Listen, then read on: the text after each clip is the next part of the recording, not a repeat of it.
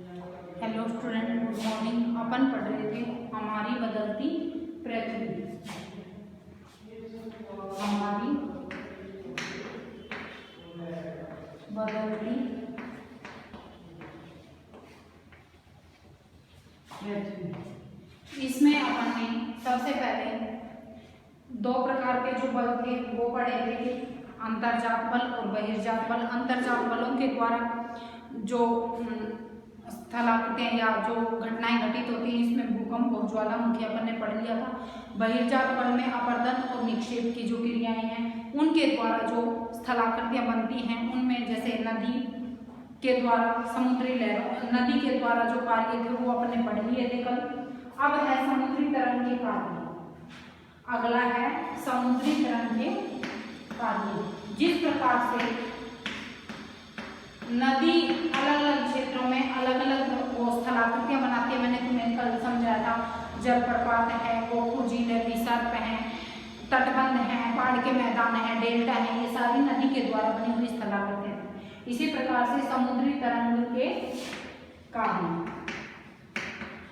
समुद्री तरंग या समुद्री जो लहरें चलती हैं वो भी किनारों पर अलग अलग स्थलाकृतियों का निर्माण करती हैं। आज वो अपन वो पढ़ेंगे, ठीक है। अब देखो इसमें समुद्री, जिस प्रकार से नदी या विभिन्न स्थलाकृतियों का निर्माण करती है, इसी प्रकार से समुद्री तरंगें भी विभिन्न प्रकार की स्थलाकृतियों का निर्माण करती हैं।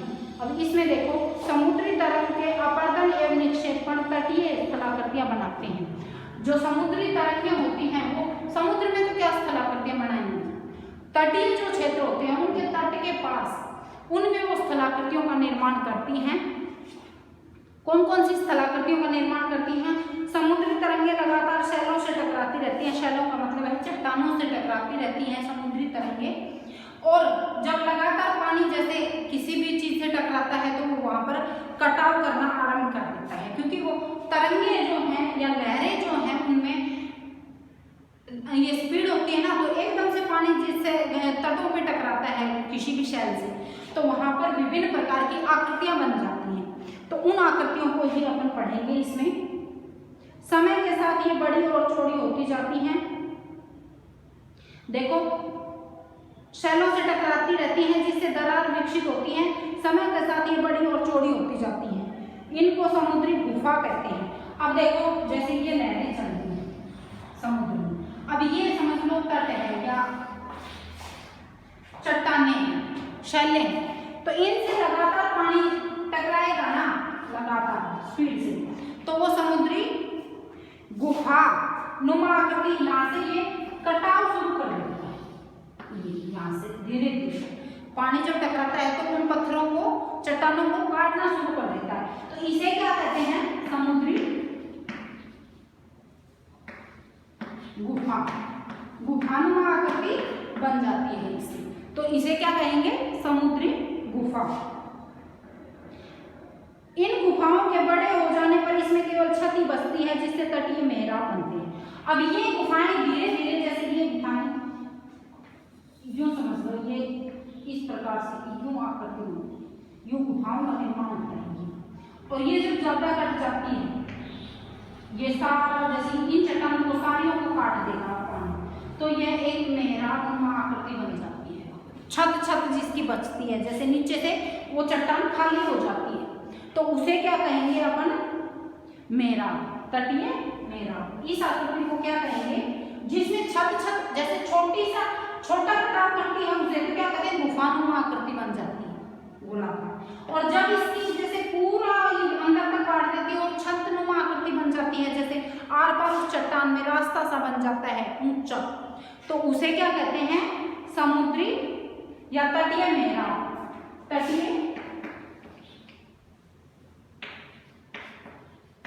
मेहराब नाम है इस कलाकृति का। तटीय मेहराब, समुद्री गुफा। पहले तो ये समुद्री गुफा का निर्माण करते हैं और फिर उसी में ज्यादा ये तरंगे लगातार उससे टकराती रहती हैं तो छतनुमा आकृति बच जाती है, तो इसे क्या कहते हैं? तटीय मेहराब। लगातार अपर्दन छत को भी तोड़ देता है और केवल दीवारें बचती हैं। दीवार जैसी इन आकृतियों को स्टैक कहते हैं। अब यह छतनुमा आकृति जो रहती है उसको भी जब ये काट देती है समुद्री लहरें, तो ये दोनों तरफ ये दीवार से ही बचती हैं। इसे क्या कहते हैं? स्टैक। ये एक आकृति का नाम है। दोनों तरफ दीवारें ऐसी खड़ी रह जाती है ना। इस चट्टान को जैसे काट दिया इसने समुद्री लहरों ने, तो पहले तो ये गुफा बनाती है, उसके बाद मेहराब, और जब ये मेहराब की छत से भी हटा देती है लगातार, जैसे ये अपरदन कर करके लगातार टकरा के पानी से, तो क्या होता है? इस आकृति को क्या कहते हैं? वो पिलर से ही बच जाते हैं बस, तो उसको स्टैक कहते हैं, या एक ये बस गुंबदनुमा आकृति ही बन जाती है। समुद्री जल के ऊपर लगभग ऊर्ध्वाधर उठे हुए ऊंचे शैली तटों को समुद्र भृगु कहते हैं। अब देखो, ऊर्ध्वाधर लंबे उसमें उठे हुए समुद्री तरंगे किनारों पर अवसाद जमा कर समुद्री पुलिन का निर्माण करती हैं। अब यह समुद्री जो तरंगे हैं, अब ये किनारों पर, क्योंकि जब बहाव जैसे तरंग एक बार तेज आती है, फिर उसमें जब स्पीड धीरे होती है, तो वो अपने साथ लाई हुई कुछ जमाव कर देती है इन तरंगों पे, तो उसे क्या कहते हैं? जब जमाव कर देती है उसे क्या कहते हैं? पुलिन, समुद्री पुलिन। यह निक्षेपित आकृति क्या कहलाएगी इसकी? समुद्री पुलिन।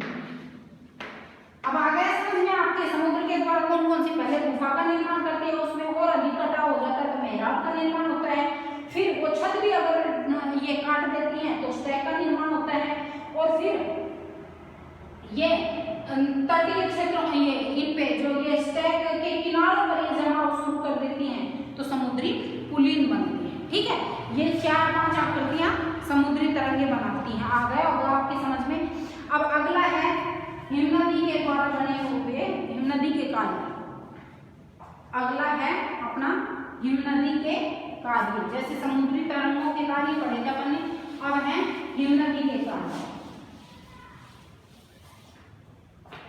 हिमनदी के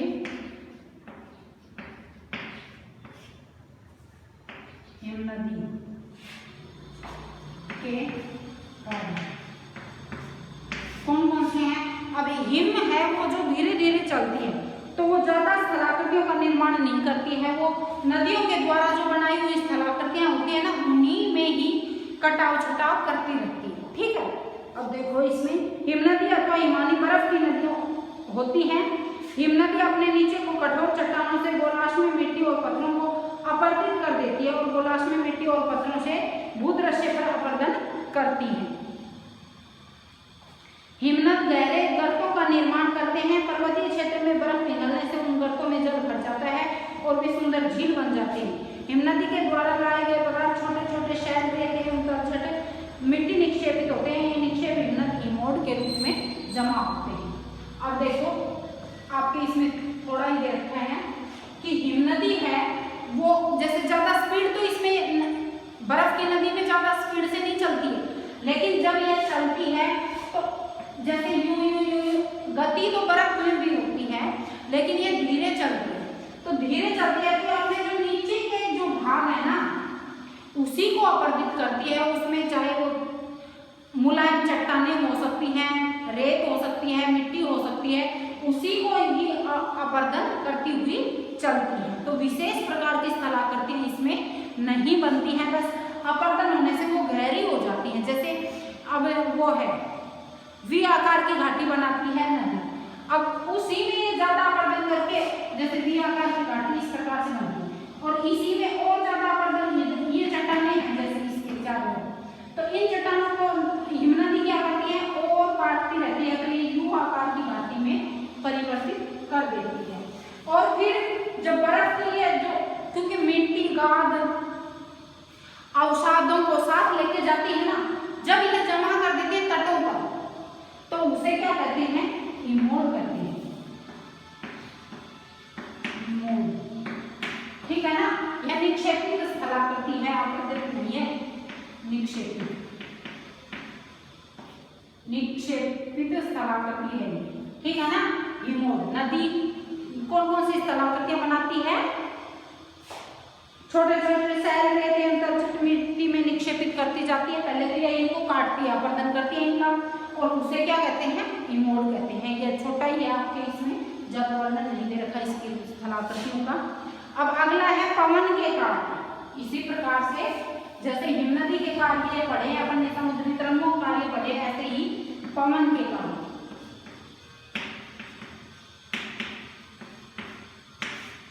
अब पवन भी जब चलती है, हवा, पवन का मतलब है हवा, हवा भी जब चलती है तो अपने साथ जितने उसमें स्पीड होती है उतना ही वो अपर्दन करती रहती है। इसमें देखो, क्या आपने कभी रेगिस्तान देखा है? बालू टिब्बे के कुछ चित्र एकत्र करने का प्रयास कीजिए।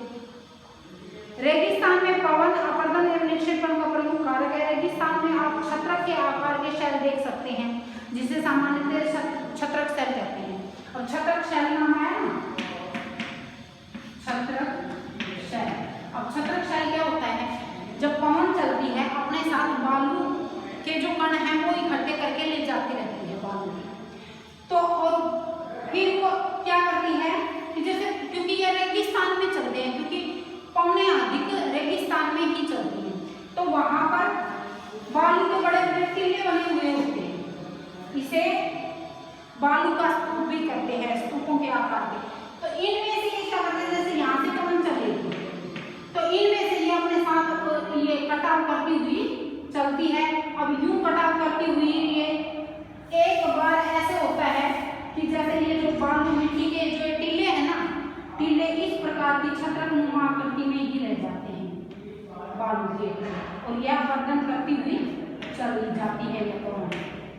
ठीक है ना, पवनियों इसको अपर्दित कर दिया तो अपने भाग के साथ ले जाती है, तो इसे क्या कहते हैं? छत्रक शैल। छतरी नुमा आकृति की जो शैल नुमा आकृति बन जाती है इसकी बालू की मिट्टी से। ठीक है, ये आपको ध्यान रखना है, इसे छत्रक शैल कहते हैं।